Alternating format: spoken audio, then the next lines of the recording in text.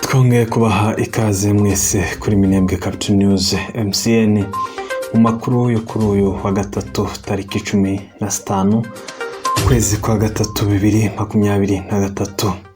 Kuri mikro muri kumwe na Chris Muhizi, Bruce Bahanda ku buhanga bw'ibyuma.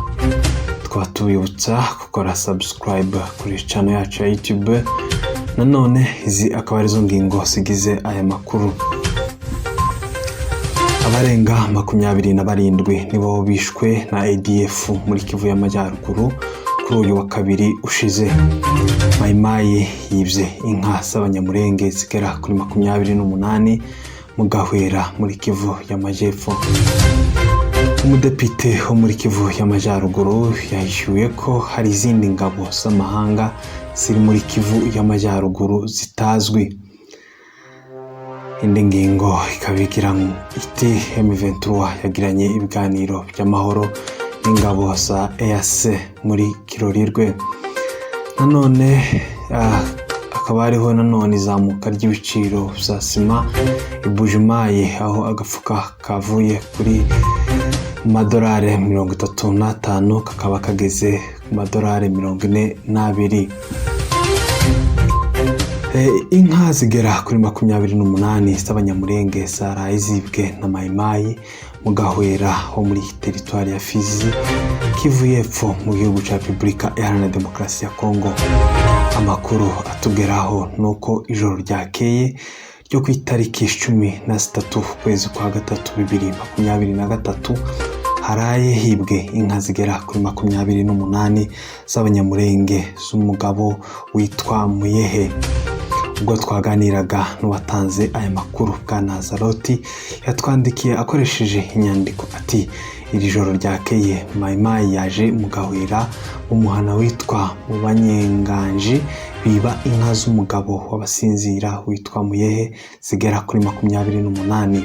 Nyuma yaho abashinzwe umutekano bagerageje kuzikurikirana babura ikirari, bavuze ko bagarukiye mu rugabano. Inka kandi zaherukaga kwibwa mu bice bya Mekenke ho muri teritware ya Itombwe ihana urubibi na teritware ya Fizi. Gusa Bwana Major General Andre Oketi Ohenzo yasabye abaturage b'amoko yose baturiye akarere k'imisozi miremire y'Umurenge kuba hafi no kumwizera ko azagarura umutekano mwiza mu bice byose ayoboye.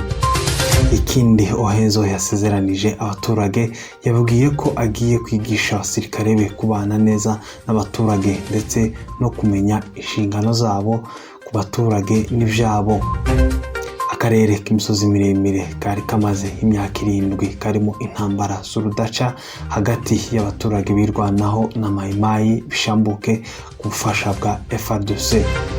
Abantu barenga 27 nibo bishwe n'umutwe witwaje intwaro wa ADF mu gace ka Mabuku Ibeni mu ntara ya Kivu y'Amajyaruguru. Ibi bikaba byatangajwe n'uwungirije uhagarariye societe civile muri Kivu y'Amajyaruguru. Kuri uyu wa kabiri tariki 14 z'ukwezi kwa gatatu 2023 mu bwami bw'Ababashu i Mabuku muri groupema ya Mario abantu 7 bishwe n'ingabo za ADF, abandi 17 bakaba nabo barishwe kuri uyu wa mbere tariki 13 aho bita Ikininga muri groupema ya Bliki sekteri ya Rwenzori. Abandi 3 nabo bakaba barishwe mu ijoro buca ari ku Cyumweru mu gace ka Mabulengwa muri groupema ya Baswanga Madiwe sektere ya Beni Mbao. Ibi bice bikomeje kwicirwamo abantu bikaba bigenzurwa cyane n'umutwe wa Mayimayi ya ULPC.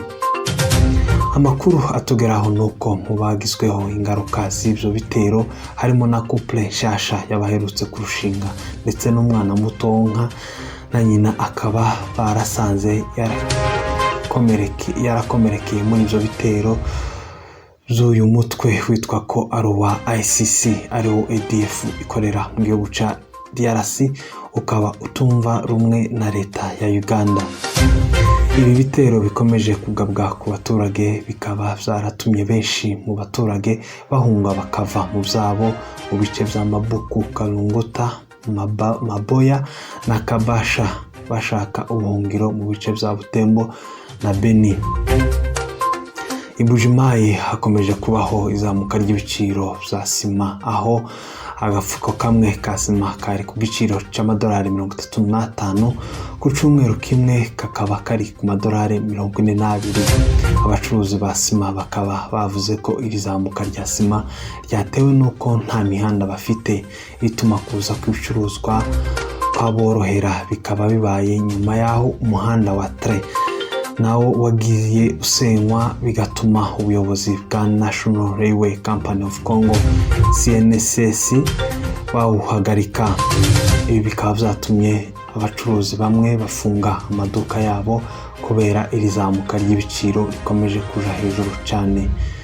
Nanone tugaruke muri Nord Kivu, muri Kirorirwe ho muri teritwari ya Masisi muri intara ya Kivu y'Amajyaruguru mu gihugu cya Repubulika Iharanira Demokarasi ya Congo habereye ibiganiro bihuza umutwe wa M23 n'ingabo ziri mu butumwa bw'amahoro mu buryo bwa EAC, arizo ngabo z'Abarundi na KDF ya Kenya.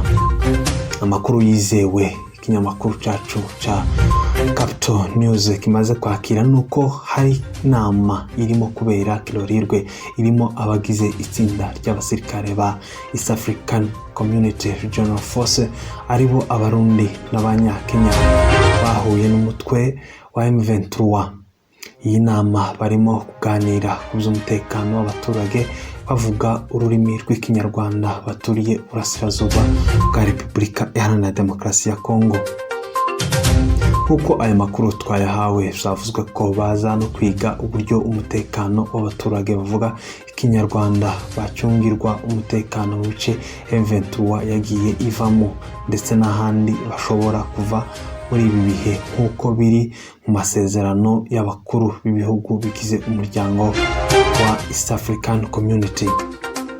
Mu byo M23 isaba ikanashira imbere harimo ko ibyo bice bagenda bavamo hari abadakwiye kubikandagizamo ibirenge n'umutekano w'abaturage babo, ariko abatagomba kuhakandagira nk'uko babyifuza n'ihuriro ry'ingabo za FARDC, FDLR, Mai-Mai, Pareko na RUD, Urunana ndetse n'abashanshuro. Imitwe yose ifatanyije n'ingabo za leta ya Kinshasa igashinjwa n'umutwe wa M23 ko aribo adoyi w'amahoro muri Sud Kivu na Nord Kivu. Imyanzuro iva muri ibyo biganiro bikaza gutangazwa nyuma. Minembwe Capital News ikaba yababereye kugira ngo ize kubagezaho ibivamo. Inka zigera kuri 28 z'abanyamurenge zaraye zibwe na Mai-Mai. Ibi nanone umutekano muke ukaba ukomeje kuzamba muri ibi bice bya Kivu y'Amajepfo, bituma na Kivu y'Amajyaruguru, Kivu zombi zigaragara kuko nta mutekano zifite, cyane cyane ku baturage bavuga ururimi rw'Ikinyarwanda. Nanone tugaruke ku makuru ya depite w'intara ya Kivu y'Amajyaruguru Gihange Cyamwami yagaragaje ubwoba bwinshi ndetse ko acanganyikiwe n'ingabo z'amahanga zikomeje kuba nishi mu ntara ya Kivu y'Amajyaruguru. Abere umuyobozi asaba ko umukuru wa leta yabisobanura kubera ko bikomeje gutera impagarara zikomeye mu baturage b'iyi ntara. Ibi uyu mugabo akaba yabivuze mu biganiro yagiranye na Radio Kapi Igoma muri Kivu y'Amajyaruguru. Gihange Cyamwami akaba yabaze ingabo zimwe abantu benshi batari bazi ko ziri ku butaka bwa Congo nk'Abahinde, ingabo za Malawi, Urugwayi, nk'uko yazitondaguye zigera ku 10, kandi zose zikora mu rwego rwa EAC na MONUSCO, ndetse ngo bikaba bivugwa ko n'iza SADC nazo ziteguye kujayo.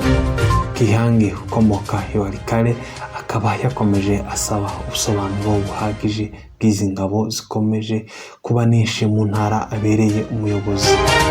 Ibi bikaba byavuzwe nyuma yaho Minisitiri w'Ububanyi n'Amahanga wa DRC Christophe Rutundura mu biganiro yagiranye n'itangazamakuru ko ingabo za Angola ziteganyijwe kuzanwa mu burasirazuba bwa Congo zitazaba zije mu guhangana mu ntambara, ahubwo zikazaba zije kureba niba M23 yaratanze uduce tumwe na tumwe yari yarafashe uko babisabwe n'inama ya Addis Ababa. Ibyo Rutundura avuga bikaba bisa nkaho bidahuye n'ibyavuye mu itangazo ryatanzwe n'ubuyobozi bw'igihugu cya Angola, aho bavuze ko ingabo zabo zizaba zigiye mu butumwa bw'amahoro nka MONUSCO. Murakoze, kabashimire mwebwe mwese mukomeje kubana natwe, tubibutsa ko mwadukurikirana no ku zindi mbuga nkoranyambaga zacu nka Instagram, Twitter, Facebook page yacu. Website ni www.nemwecapitalnews.com. naho mukanya mu yandi makuru.